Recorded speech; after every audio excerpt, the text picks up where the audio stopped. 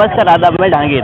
आपने कुछ समय पहले देखा होगा जिस तरह से पीजीआई में जो भाजपा के पूर्व सांसद थे भैरव साहब, उनके पीजीआई में अपने बेटे के इलाज के लिए वो डॉक्टरों को से लेकर नर्सों तक अपने हाथ पैर जोड़े उनके लड़के को इलाज मिल जाए, जिससे इलाज न मिलने की वजह से उनके लड़के की डेथ हो गई। उसके लेकर सियासत भी गर्म है। आज कांग्रेस के जो प्रदेश अध्यक्ष हैं वो बांदा पहुंच गए। उसी लेकर जनता से जानते हैं जो कांग्रेस के प्रदेश अध्यक्ष हैं बांदा पहुंच गए। बिल्कुल, हमारे अध्यक्ष का यही समय की पुकार भी थी कि यही साबित करती है कि कांग्रेस का आम जनता के प्रति, आम लोगों के प्रति, देश की दलित पीड़ित शोषित जनता के प्रति कितनी संवेदना है।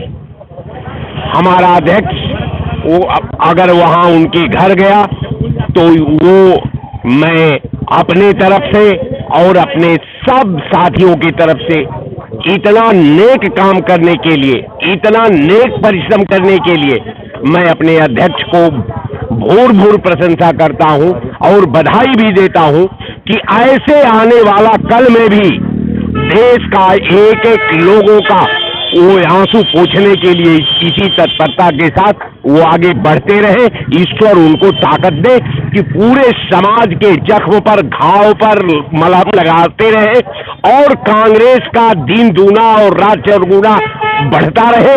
कुलबा यही मेरा अध्यक्ष से अपेक्षा भी थी और अध्यक्ष से हम लोगों की उम्मीद भी है कि जो आज जिस परिस्थिति में, जिस दौर में प्रदेश गुजर रहा है, आज दौर संकट का है और प्रदेश और देश को बचाना है, इसलिए मैं बार बार बधाई देता हूं।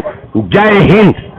भाजपा के पूर्व सांसद भैरव प्रसाद मिश्रा के घर आज कांग्रेस के प्रदेश अध्यक्ष पहुंच गए। बहुत अच्छा काम किया है। अगर ऐसी सारे नेताओं की सोच हो जाए तो भ्रष्टाचार खत्म हो जाएगा। और जाने से कम उनके आंसू पोंछे तो उनका भवित लोग वहाँ के हो गए। और मैं यूपी की जनता की तरफ से उनको बधाई इस बात की दे रहा हूँ कि ऐसी सोच सारे नेताओं की हो जाए, जैसे हमारे राय साहब की हुई है। तो वो अच्छे आदमी है और हमारे ख्याल से जब से इस कांग्रेस में आए हैं तो कांग्रेस का जनाधार बढ़ भी रहा है। तो कहने का मतलब ये है, देखिए सवाल ये होना चाहिए कि सबसे बड़ी बात गरीबों की है। आज गरीबों की हालत क्या है? क्या कोई सांसद का लड़का मर जाए तो उसकी न्यूज चलेगी? किसी विधायक का लड़का मर जाए उसको न्यूज चले? नहीं, एक सेकंड सुन लीजिए। वो लापरवाही, मेरी बात तो सुनिए। लापरवाही हजारों गरीबों के साथ हो रही है, डेली हजारों गरीब मर रहे हैं, उसका जिम्मेवार कौन है? मैं ये कह रहा हूं कि किसी ऐसा न हो किसी मुख्यमंत्री, सांसद, विधायक, मंत्री को अगर उनके यहाँ मौत हो रही है तो हो रही है, मौत हो रही है और गरीब मर रहा है तो ये तो आम। देखिए जैसे सरकार को अब भाजपा के पूर्व सांसद का लड़का मर गया, वो मेरी भी संवेदना है उसके साथ, संवेदना मेरी भी उसके साथ है, लेकिन उस संवेदना के साथ साथ क्या हजारों गरीब डेली मर रहे हैं? आप जाओ ना भाई मेडिकल कॉलेज में, देखो वहां हजारों गरीब तो लेकर के और पत्तल खड़े हैं लाइन में, लाइटिंग के लिए, मैदान करने के लिए लाइन, पेशाब करने के लिए लाइन, खाना खाने के लिए लाइन, मरीज भर्ती में। चाचा आज बांदा प्रदेश अध्यक्ष जी पहुंच गए। कौन? मैं बांदा जो भाजपा के पूर्व सांसद थे जिनके बेटे अपने बेटे के इलाज के लिए पीजीआई में दर ठोकरे खा रहे थे, उन्हीं के परिवार से मिल रहे। मैं बता तो रहा हूँ इनको, यहाँ पे कई ऐसे लोग मैं अभी आपको दिखा सकता हूँ, नाम बता सकता हूँ, उनको मिलवा सकता हूँ जो भाजपा से जुड़े हुए थे, उनकी कहीं कोई सुनवाई नहीं हो रही है। तो वैसे ही जैसे ये है बेचारे, इनका बच्चे की डेथ हुई तो कहीं कोई सुनवाई नहीं है।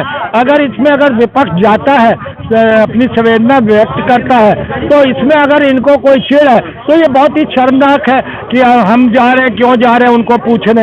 क्यों किसी का दर्द हम नहीं बांट सकते? अगर आप नहीं बांट रहे हो तो हम दर्द बांटेंगे। आपने अपनी सत्ता में अपने ही लोगों को कुछ नहीं दिया, जनता को तो आपने 9.5 साल और 6.5 साल से हर खुशी से महरूम रखा है। शिक्षा, रोजगार, स्वास्थ्य, नौकरियां, महंगाई सबसे महरूम रखा है। आप क्या किसी को दोगे? आपके अपने कार्यकर्ता आपसे अलग हो रहे हैं। तो ये जिनका बच्चा मरा, मैं उसके लिए भी मैं भी श्रद्धांजलि दूंगा बच्चे को, और मैं ये कहूंगा कि इस जनता ये समझे और इनको सत्ता से बेदखल करे। नहीं, वो तो नरेंद्र मोदी जी का था ना, लॉरेन नहीं बुज्जन। तो ये ऐसे क्या होता है लौड़न बुज्जन? लौड़े नहीं बुज्जन, ये प्रधानमंत्री बोले थे तो मुझे एक चुटकुला वो याद आ गई, उनका एक पुराना वीडियो, लौड़े न बुज्जन, लौड़े न बुज्जन। पता नहीं क्या करते थे वो, कहीं वो जाते हैं किसी भी प्रदेश में, कोई भी भाषा में बोलने लगते हैं, वो स्क्रिप्ट भी रहता है, वो टेलीप्रॉम्प्टम भी रहता है, तब भी नहीं, लौड़े न बुज्जम, लौड़े न बुज्जम, पता नहीं क्या कर रहे थे। तो मैंने उसी चीज़ को आज यहाँ कहा। भैया आज कांग्रेस के जो प्रदेश अध्यक्ष हैं बांदा, जो भाजपा के पूर्व सांसद थे, उनके बेटे को श्रद्धांजलि देने पहुंच गए। भाई जाना ही चाहिए।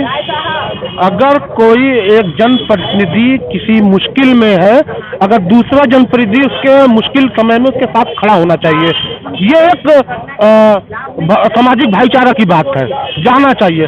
लेकिन जिस तरह बात हो रही है धर्मों की, जातियों की राजनीति सब कर रहे हैं, इंसानियत की राजनीति कोई नहीं कर रहा है। इंसानियत खतरे में है, उसको बचाने का काम कोई नहीं कर रहा राहुल गांधी के अलावा। राहुल गांधी का जो लाइन है, वो लाइन पे राहुल गांधी पप्पू से इस देश के हीरो बन चुके हैं। हीरो बन गए। लेकिन जो एक सबसे अहम बात है, आज कल अखिलेश यादव ने 65 सीट उत्तर प्रदेश में लड़ने का जो दावा कर दिया, उससे कहीं न कहीं राहुल गांधी और समाजवादी पार्टी का जो गठबंधन है वो भी तो फीका पड़ सकता है, क्योंकि जो 15 सीट बची है उसमें आरएलडी भी है और कांग्रेस भी है। क्या इन सीटों पर समझौता? नहीं देखिए, आरएलडी भी है, कांग्रेस भी है, चंद्रशेखर रावण भी है, न जाने और कई दल हो सकता है। चुनाव डिक्लेयर होने के बाद ईडी सीबीआई के डर खत्म हो जाने से बहन जी भी आ जाए, लेकिन अखिलेश यादव को ये बड़बोलापन उन्हें लगता है निकल जाएगा। मुझे लगता है अगर 2 चुनाव और अखिलेश यादव इसी बड़बोलेपन पे लड़ जाएंगे, सोशल मीडिया के जरिए अगर चुनाव लड़ेंगे तो उनको जमीन तलाशनी पड़ेगी, जाके अपने गांव में शिफ्ट होना पड़ेगा। और भी लोग हैं। आज जो बांदा में जो भाजपा के पूर्व सांसद उनके लड़के का वो हुआ था, जिनसे कांग्रेस के जो प्रदेश अध्यक्ष अजय राय ताबड़तोड़ बैटिंग करके वहां पर पहुंच गए। देखिए, अजय राय जी एक पार्टी के नेता हैं और सांसद भी रहे हैं, विधायक भी हैं। तो जो दुर्घटना उनके साथ हुई उसके संवेदना व्यक्त करने के लिए वो आदरणीय मिश्रा जी के यहाँ गए थे।